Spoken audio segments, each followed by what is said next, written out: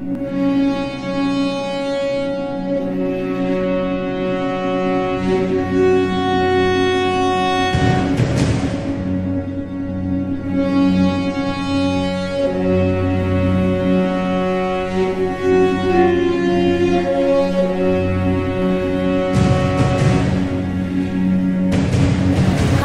National Astronomy Week!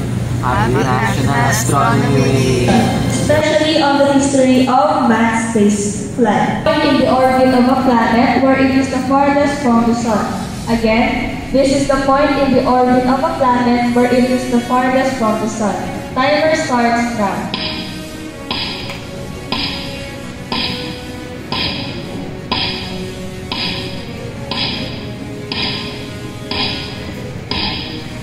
German astronomer. Again, he was a German astronomer best known for his 3 laws of planetary motion, which describe how the planets move in ellipses around the sun.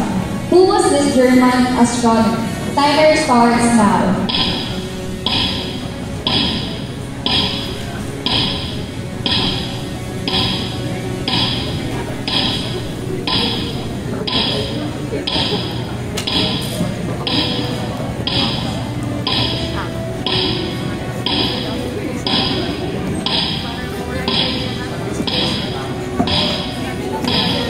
Among the constellations in the course of a year.